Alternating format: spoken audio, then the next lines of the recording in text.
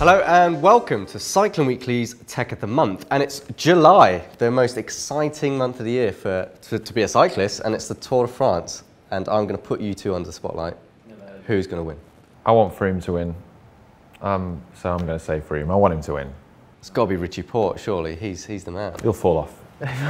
I'll go with Richie. Come on, Richie Porte will be the strongest, but he will fall off. Right, let's get back down to the product, and this month I've brought Pinheads, a company called Pinhead, and they do locks, for your entire bike. So they go from D-locks to sort of chain locks that you had last month. What I liked about this anti-theft system is it's not a D-lock, it's not a chain lock, but it's commuters and everyone over London, and I'm sure you guys walking around would have seen people missing saddles or seat pins or a wheel, or their entire headset has come away because people go along with an Allen key or whatever.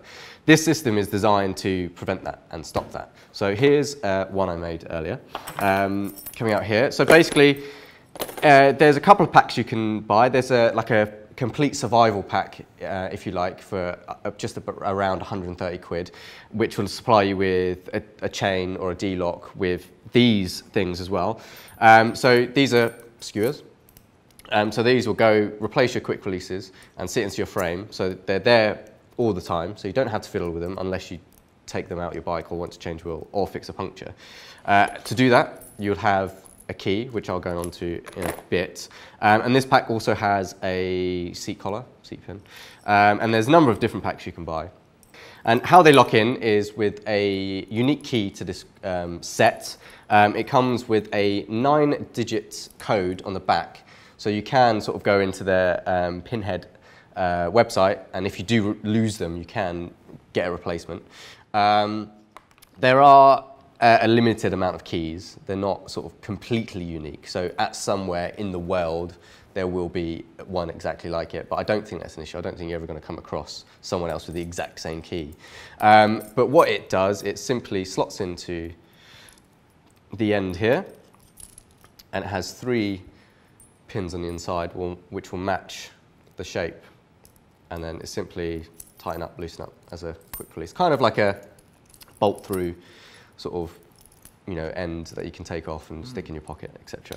As I say, frames, seat pins, headsets even, they have locks for, and I think it's just a nice little way of sort of making your commuter bike a little safer out on the roads. Cool. I have brought the new Rotor Uno cassette. Lovely. And what's special about this cassette, so it's the first part of the new Rotor Uno group set, which we've had, and Rotor have made this cassette incredibly light. I did notice you weren't really straining to pick that up. It's kind of taking it. Yeah, it's pretty light. Been in the gym. Yeah. It's 131 grams on our scales. They say 135. I weighed it 131 on our scales. Which is pretty ridiculous, to be honest. Yeah, that is ridiculously light. I mean, that's seriously cool. I've got some facts down here. So SRAM Red, which is a notoriously lightweight cassette, that's 155 grams. So, I mean, you're losing 30 grams, well, 20 grams straight away. Then a Dura-Ace cassette is 193 grams in the same 11:28 ratio. So, yeah, it's 131. Certainly getting a gain there, aren't you? It's a 2-piece construction. There's aluminium alloy and hardened steel in there with the 2 bits sort of riveted together. And it's supposed to have an anti-wear coating on it as well. But it remains to be seen how long that'll last. We haven't tested this yet, so it'll be good to see if it, being so light, that compromises the product's durability. We'll have to wait and see. But to be completely honest, it's not something that you would use every day. It's kind of, if you're a hill climber, for example, you would want it to take into competition on that specific day. You won't be riding it throughout the whole year, would you? So it's kind of, durability is yet to be seen, but it's kind of a product that is not an everyday user, is it really? Yeah, that's exactly what I'm going to use it for. I'm going to build a hill climb bike, and this is going to be one of the components I put on in a bid to save as much weight as possible. But irrespective of how it performs, I don't care, because it's got these really cool Rotor Uno graphics on it, which looks amazing. Really pretty, isn't it? It's really nice looking. How much is it? How much do you have to spend to save those grams? But interestingly, it's not too far off what you expect from a SRAM Red cassette or a Dura-Ace cassette, is it? Yeah, SRAM Red cassette retails at about 220, 225 pounds, and Dura-Ace is 220 quid for the new 91000 group cassette. So, yeah, it's a little bit more for that, but you know, if you were really going out for one of these mental weight weenie builds, this is the cassette. Yeah. Well, I've just come back from Italy, actually, and I've just met, or have met, Pirelli with their new tyres, which have been built up for a little while now, I think. They've been drip feeding us some information on it, or there was some leaks, but now they have launched, and they're the Pirelli Pzero Velo tyres. So, Si, I know you're a bit of a motorhead. You're a fan of cars. Yeah, like my F1. The Pzero keeps the same name as F1 tyres, so they are the Pzero tyres. So they've kept that because they've got so much history. This is a brand which has been around for like 110 years or something. But you were on the launch and you were on the trip. I was on the launch. So how did they ride them? They were very nice, actually, I must say. So we rode the 25mm Pzero Velo. This is this tyre here. They also have the Pzero Velo 4S, which is their 4 seasons tyre. Both this and that are available in 23, 25 and 28mm. And they have a TT specific one, which is all slick, no tread. That's only in 23mm for the aero gains, reduces drag. But yeah, this was a really nice tyre to ride. You know, it felt comfortable. It was very grippy. It's very stable as well. You know, it feels like it's planted. It's nice. Good. Cool. Okay. And we're going to move on to Bike of the Month, and it's a bike I think we're all pretty excited about. Actually, we've all been sort of scrapping over to ride.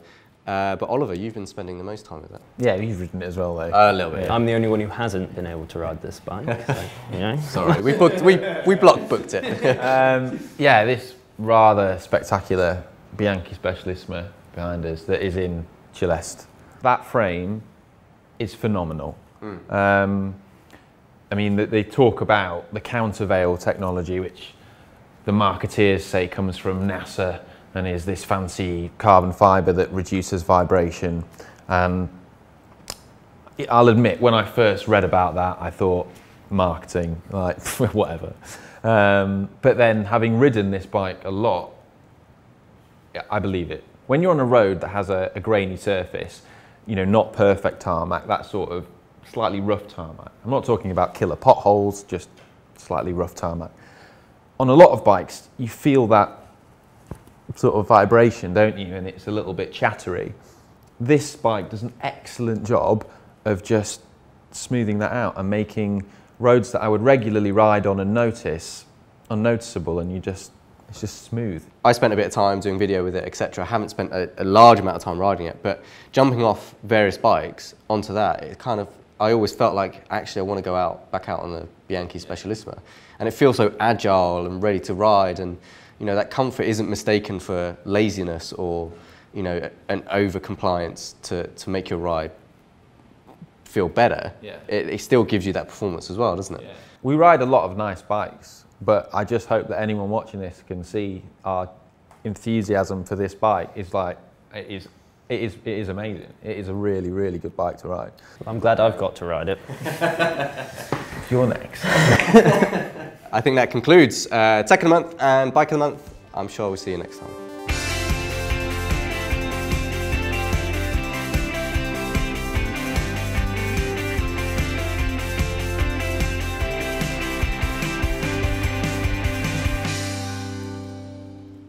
Can't even remember the word.